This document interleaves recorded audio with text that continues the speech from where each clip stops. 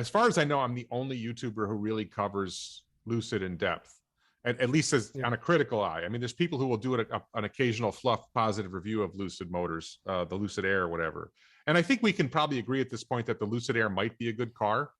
I mean, not for the price necessarily, but it's the Lucid Air. From what I watch a lot of those drag videos, and I was really impressed. I mean, the Plaid still smoked it, but but only when it was in launch control mode and Cheetah. Otherwise, the Lucid held up, and I was actually impressed that another company had something that just held with it. So I was impressed with the vehicle.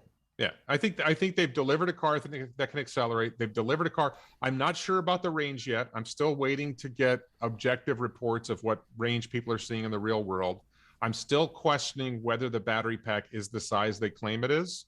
Right? I was asking you before. I saw your video on that. I mean, do you actually believe they're lying, or it's just you know what I mean? Like they're trying to lie to their investor public. That's what you're actually that they're adding 18 kilowatt hours more of battery than what's stated, and that's the reason why. I know the document that they originally filed with the EPA, the numbers worked out to 138 kilowatt hour pack, and the video of the guy charging it too also showed what it was at 134 kilowatt hours. He got into that battery. Right. So their take is, what was the guy's name? Tom Maloney or something, says, well, there's charging inefficiencies, and the charger used 134 kilowatt hours, but the battery pack only took in 118 kilowatt hours. We're not going to know the answer to this question. I don't think it's. But hold on, my Nissan Leaf is a 24 kilowatt hour pack, the entire pack. Yeah. Have an error that large where you can essentially have enough electricity to charge a Leaf is not possible. It was more than 10%. It was I think it was a 15% energy loss, which is I don't find credible. So I believe that their battery pack is larger than the 118 kilowatt hours that they say. But I think fundamentally let me just lay out my anti-Lucid case. And to be clear, I was pro-Lucid until September 2020. They had their big reveal in September 2020, and I was just flabbergasted at how fluff it was, how much, marketing nonsense there was, and how little substance there was. And that's what turned me against Lucid partly. And then I believe they actually sent an army of trolls out to attack me, which only emboldens me and makes me more likely to criticize you. Right. So their fundamental problem is, number one, unlike Rivian, let's say, the market for sedans is not that big, and and I hate to say the competition is coming, but you're competing against the Model S, you're competing against the EQS, you're competing against the Porsche Taycan, you're competing against the internal combustion engine S-Class, and their marketing projections in their when they had their SPAC merger documents. They projected selling like 250,000 cars, and I'm going to say 2026. Okay, and that's the Lucid Air sedan, and that's the Lucid Gravity SUV, which is a large SUV. How many Plaids do they sell a year? It's not 250,000. Oh no, nowhere close. Nowhere close. So no, Model S. He said by 2026. No, Model S and X together are less than 100,000 vehicles. That's what I'm saying. So even Tesla's not selling. I don't think Tesla's selling 250,000. No, and their average selling price, when Model S and Model X were selling close to 100,000 a year, their average selling price was under $100,000. It's probably like $80,000. The average selling price they're projecting at 250,000 vehicles is like $100,000. So you're going to sell $250,000 cars at $100,000 a piece. I just don't think there's enough market for that. And you have to be able to manufacture at scale, which they haven't. So that one big issue is the market big enough for the vehicles they're trying to sell at that scale? And then number two, can you manufacture at that scale? And their vehicles are really complicated. So one of the big advantages Tesla has now is they figured out we need to simplify the vehicles so we can manufacture them at scale. And the Lucid Air and the Rivian has this problem. Their vehicles are so big and so complicated. Like the Lucid Air, I keep seeing different numbers.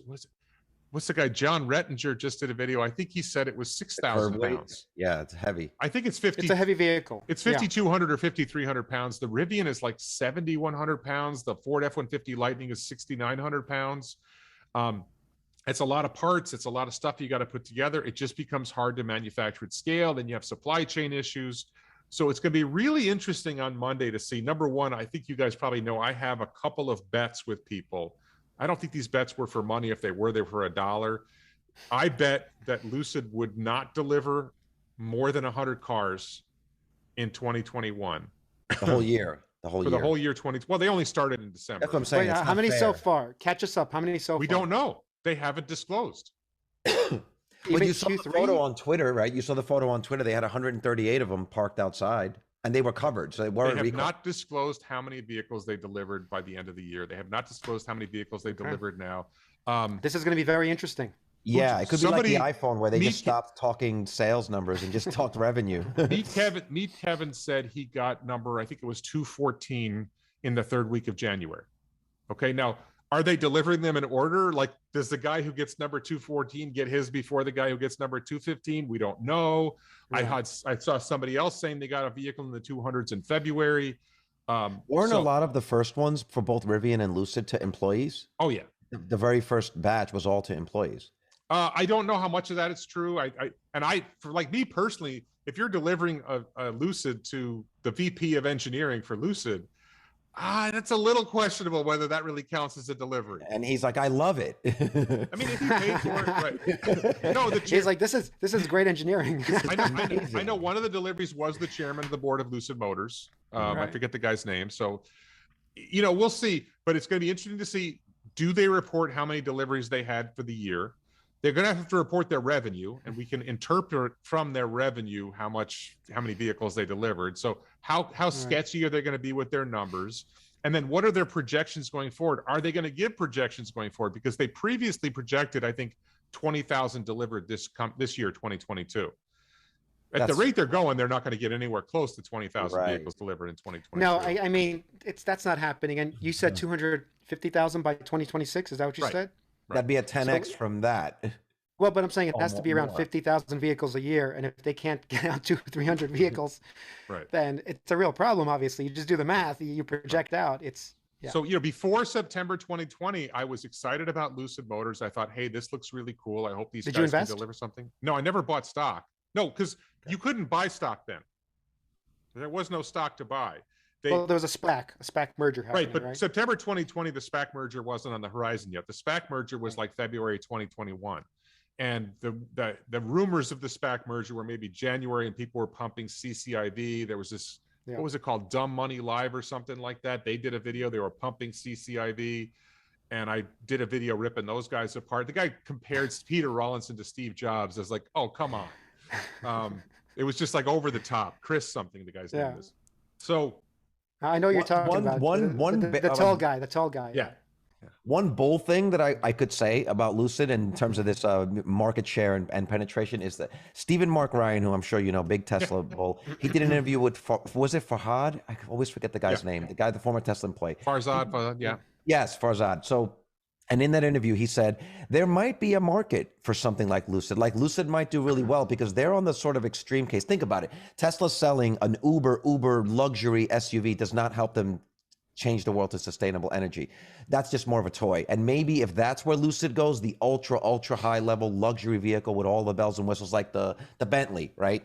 Yeah. That's not something that Tesla's going to want to compete with, and it doesn't help their mission. So Lucid could do really well if they operate within that sliver of the market. Here's the problem with that. The problem with that is their profit story is predicated on them selling 250,000 vehicles in 2026, and the market for Bentleys isn't that big. The number of people who are ready to pay $200,000 for a car, or an average selling price of $100,000 means you're selling a lot of cars for more than $100,000. The market for that isn't that big. And then when you get to their low end vehicle, let's say you're selling a lot of your $80,000 Lucid Air Pure vehicles. Well, that's $80,000. First of all, can they manufacture it at scale? Can they manufacture it at a profit? Those are questions we don't know about. But once Tesla gets its manufacturing down, right, for the Model S, right, we're still waiting because once the supply chain issues go away, we know Tesla could sell the Model S for under $70,000. They already sold it for $69,420 before at a profit, and the new version of the Model S costs them less to make than the old version, right? Here's a question: how many Taycans were sold? Does anyone know? I know they sold a lot of them for Porsche's standing. For Porsche, it was like, well, maybe the I mean, third this is a comparison that's equal to how many Taycans were sold, how many of these Lucid Airs can be sold, because they're similar pricing, right? But the problem is that all of these vehicles are not. We don't know how many they can sell because they can't make enough. Right. Last year, Porsche sold 9,419 Taycans. Right, but that's it. They can't make more. The question is, can they make more? You know, when they produce them at scale, because I think they can sell every Taycan. I think the Taycan's an awesome vehicle. Like, people think I hate all EVs that aren't Tesla. I think the Taycan's awesome. I like the Mustang Mach-E. I'm not impressed with the Ford F-150 Lightning. Do you think that it was the car of the year? Do you think that it was the Consumer Reports car of the year, the Mach-E? Did you see that? Consumer Reports I didn't see it. I mean, I think the Mach-E's a pretty cool car. I don't think it's anywhere close to. I don't think that. The way I take it is this: I have a 2018 Tesla Model 3, and mine is not the best one to compare, but because mine is not all-wheel drive. If you look at a 2018 all-wheel drive Tesla Model 3, and you ask yourself the question, a dual motor. Yeah. Has anybody made an EV better than that car yet? No. And my answer is no.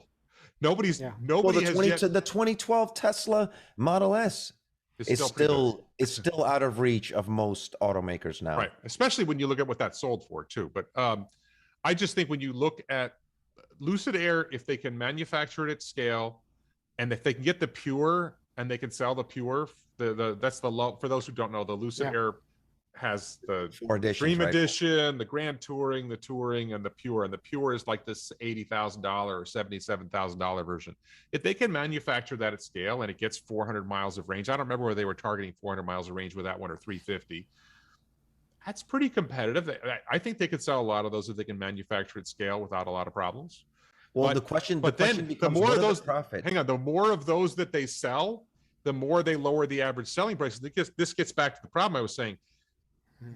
They have to become profitable at some point. And the way they've built their business model is they're profitable by selling $250,000 cars at an average selling price of $100,000. I don't think the market's big enough for that. If they don't make a profit, here's the problem. The other problem is that they have a cash pile of roughly $4 billion. And at their current cash burn, I think they just borrowed a billion or something like that. At their current cash burn rate, they run out of money sometime next year. They were going to run out of money at the end of this year. Now they run out of money sometime next year. They're burning over $1 billion a quarter? Over $1 billion a quarter? I believe those their own statement was that they were going to have to do a cash raise in 2022, and they did do a cash raise end of 2021, early 2022, which was a bond. Compare this to Rivian. Rivian has a $16 billion cash pile. No, I'm not saying $1 billion a quarter. It might be $750 million a quarter. That when you go out when you go to middle of 2023 or something like that, at some point you run out of money.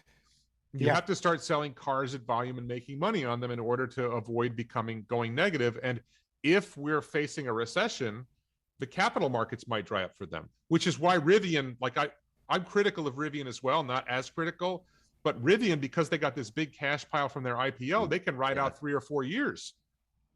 Because they can have their cash burn at $5 billion a year for 3 years, and if they start selling cars in volume at some point, that carries them another year or two, and they can wait until the market clears out the failures and the economy rejuvenates itself and capital becomes available.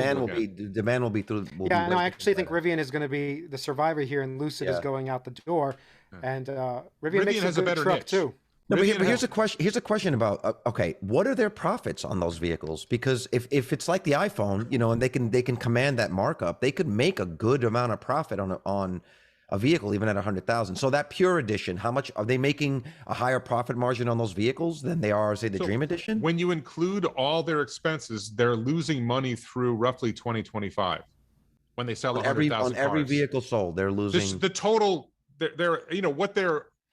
At some point, do they have gross margin on a car? I don't know when that happens, but because of all the costs of building up this company, you have capital costs you have to amortize. You have, a variety of things that go on. And as a company, they're losing money until roughly 2026. But you have to give them that. And they barely eke out a profit in 2026. You just have to look at the SPAC merger documents. Yeah. The slide But deck. you have to give them that because they're expending this capital, but it's a one-time expenditure. So eventually these costs should disappear from the books and then it becomes profit. So I feel like it's more about what are they making what can they make per vehicle? And if they hit those numbers, are they profitable? Well, and then, ultimately they at some point have to come out with a mass market vehicle.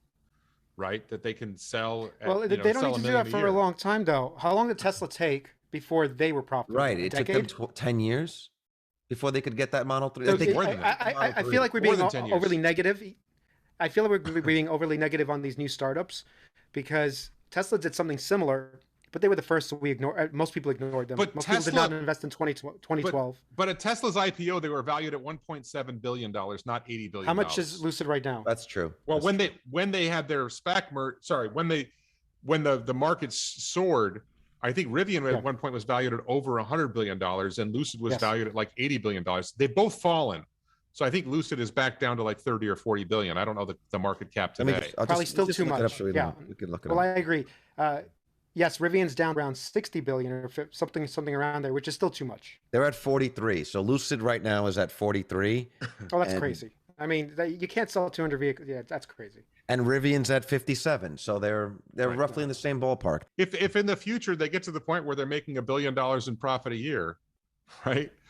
But you paid $43 billion for the company 5 years earlier, I'm not sure that was a good bet.